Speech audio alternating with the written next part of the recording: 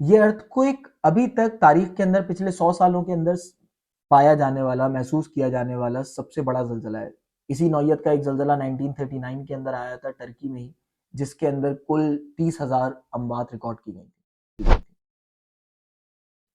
Earthquake या ज़लज़ला एक natural disaster, कुदरती आफत, लेकिन एक कॉम्प्लेक्स जियोलॉजिकल फिनोमेना, एक पेचीदा जियोलॉजिकल फिनोमेना जिसको आज तक पूरी तरीके से समझा नहीं जा सका। हम आज की वीडियो में बात करेंगे कौन सी वजूहात हैं जिसकी वजह से अर्थक्वेक आता है, इसका हमारी ह्यूमन सिविलाइजेशन के ऊपर इम्पैक्ट क्या है, और हम बात करेंगे कि किस तरीके से इससे आने वाले डैमेजेस से एक इंसान, एक फैमिली, एक मुआशरा अपने आप को प्रिवेंट कर सकता है। और इसी के साथ साथ हाल ही में आने वाले टर्की और सीरिया के ज़लज़ले के ऊपर भी हम इन डेप्थ डिस्कशन करेंगे और हम देखेंगे कि क्या सारे मामलात हैं जो जानना ज़रूरी है।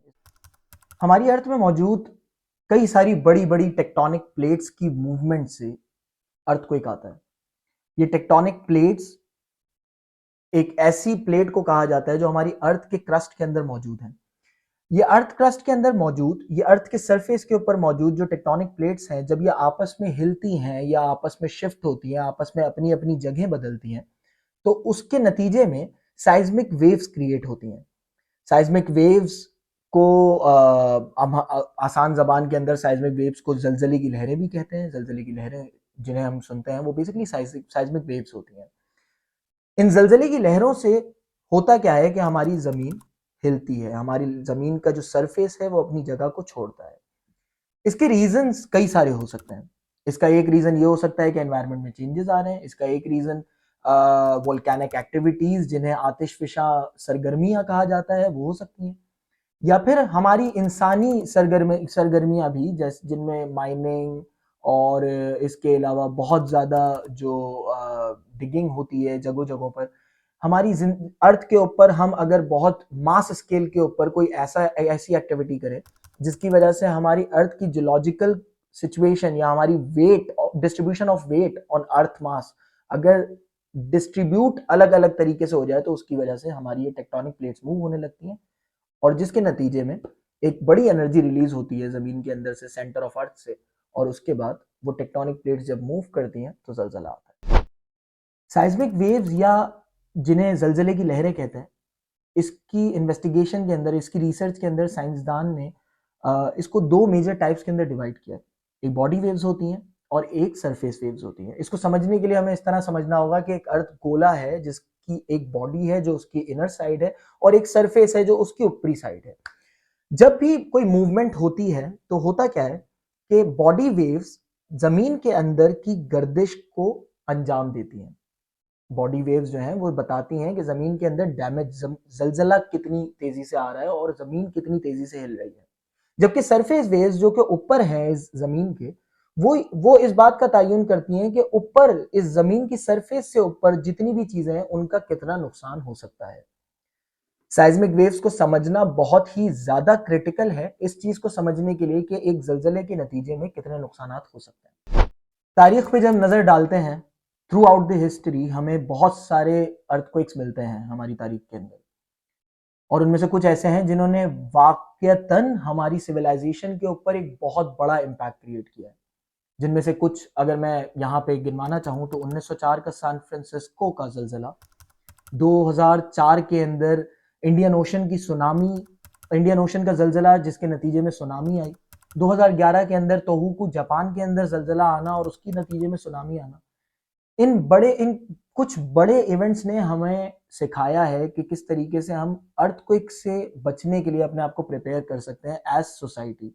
ये तमाम जलजले जिनकी तरफ मैंने इशारा किया है, इसमें हजारों की तादाद में लोगों ने अपनी जान गंवाई और करोड़ों का इकोनॉमीज को नुकसान हुआ, जिससे बचने के लिए अब साइंसदान, इकोनॉमिस्ट और मुल्क चलाने वाली तमाम तहरीकें, यूनाइटेड नेशंस, तमाम ममालिक, उनकी गवर्नमेंट्स कोशिशें कर रही हैं कि किस तरीके से अर्थक्वेक से बचने के लिए वो क्या तदबीर बनाएं कि इसके लिए प्रिपेयर हो सकें। लेकिन क्योंकि ये नेचुरल डिजास्टर है, जैसे मैंने शुरू में कहा, इसको समझना और इससे मुकाबला करना इतना आसान नहीं। रिक्टर स्केल एक ऐसा स्केल है जिसके जरिए हम अर्थक्वेक का इम्पैक्ट नापते हैं। ये स्केल है फ्रॉम 1 to 10, 1 से लेकर 10 तक की रेंज के अंदर इस स्केल को नापा जाता है। रिक्टर स्केल हमें बताता है, ये हम जैसे हम सुनते हैं 4.6 मैग्नीट्यूड, 7.6 मैग्नीट्यूड, ये मैग्नीट्यूड के अंदर इसको नापा जाता है फ्रॉम स्केल ऑफ 1 to 10। इसके अंदर होता यह है कि हमें पता चलता है इस स्केल के जरिए इस बात का तयन हम कर पाते हैं कि कितना नुकसान इस जलजले ने किया है। इस जलजला जो भी हमारे यहाँ आया, उस जलजले की वजह से कितनी कैजुअलिटीज हुई, कितना नुकसान कम्युनिटी को हुआ, कितनी प्रॉपर्टीज गई, और कितना इंफ्रास्ट्रक्चर हमारे मुल्क का या उस जगह का, उस खास हिस्से का जहां पर जलजला आया, वो तबाह हुआ। टर्की के गुजियानटेप प्रोविंस के अंदर नुरदागी में 23 किलोमीटर दूर ये इस जलजले का एपिसेंटर मालूम हुआ। और इस जलजले के आने के बाद एक दूसरा जलजला इसी के बॉर्डर के साथ जो जुड़ा हुआ एक मुल्क है सीरिया, उस मुल्क के अंदर भी महसूस किया गया। वो दूसरा जलजला जो सबसे बड़ा एक ही दिन में आया, वो 7.5 मैग्नीट्यूड का नापा गया। अभी तक दोनों ममालिक के अंदर कुल मिला के 11,000 से ज्यादा अमवात रिकॉर्ड की जा चुकी हैं, और मल्टीपल नंबर्स हैं, इन्हीं थाउजेंड्स के अंदर नंबर हैं जो अभी तक इंजर्ड मालूम हो रहे हैं। डेथ टोल ऐसे बढ़ रहा है जैसे हमारे दिन के अंदर वक्त नहीं गुजरता इतनी तेजी से, और ये सारी तबाही जो है एक जलजले के नतीजे में एक मुल्क के अंदर, ये अर्थक्वेक अभी तक तारीख के अंदर पिछले 100 सालों के अंदर पाया जाने वाला, महसूस किया जाने वाला सबसे बड़ा जलजला है।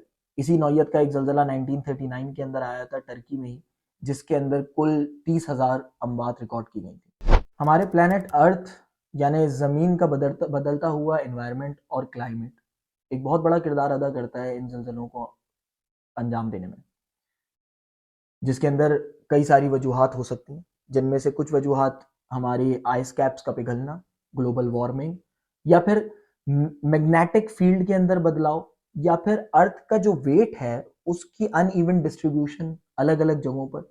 ये सारी वो वजूहात हैं जिसकी वजह से हमारा हमारी अर्थ एनवायरमेंटल चेंजेस की वजह से एक अर्थक्वेक को अंजाम देती है।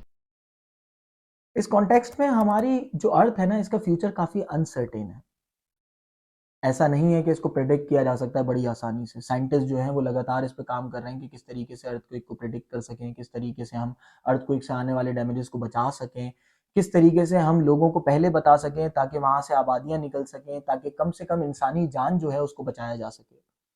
लेकिन इसके ऊपर मुसलसल कोशिशों के बाद भी आज तक कोई एक ऐसा सिलसिला नहीं बन सका जिसके जरिए हम ये कर सकें कि इंसानी जान कम से कम बचा सकें। लेकिन हम क्या कर सकते हैं फ्यूचर के अंदर? फ्यूचर में हमारे लिए ज़रूरी है कि हम इन चीज़ों को समझें कि हमारे बिल्डिंग कोड्स अच्छे हों, हमारा इंफ्रास्ट्रक्चर ऐसा बने जो अर्थक्वेक रेजिस्टेंट हो, और इसी के साथ साथ हमारे आसपास के लोगों को और हम अपनी फैमिलीज के अंदर अपने अहबाब को, अपने जानने वालों को, अपने सारे मोहब्बत जिनसे भी करते हैं हमारे आसपास के लोग, उन सबको एडुकेट करें कि वो किस तरीके से अर्थक्वेक की हालत में फर्स्ट एड कैसे ले सकते हैं, उससे प्रिवेंट कैसे कर सकते हैं, किस तरीके से अपनी बिल्डिंग के अंदर वो सेफ मकामात ढूंढ सकते हैं जहां पर अर्थक्वेक के दौरान बचा जा सकता है। इस बात को कंक्लूड करते हुए, इस बात को मुख्तसर करते हुए बस यही कहूँगा कि अर्थक्वेक एक ऐसा फिनोमेना है जो कुदरती अमल है, और इसको समझने की कोशिश की जा रही है, इससे बचने की कोशिश की जा रही है।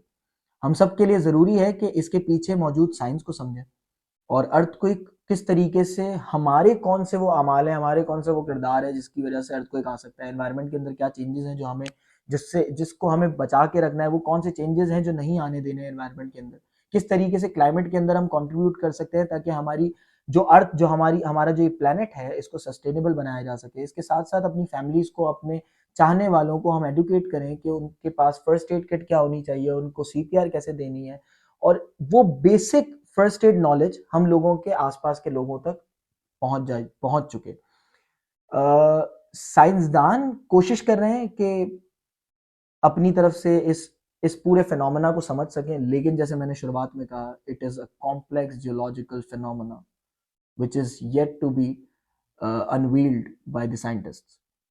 So, thank you so much for watching this video. Don't forget to share this information with your loved ones, और अपने चाहने वालों में इसको शेयर करें। मिलते हैं इंशाल्लाह अगली वीडियो के साथ।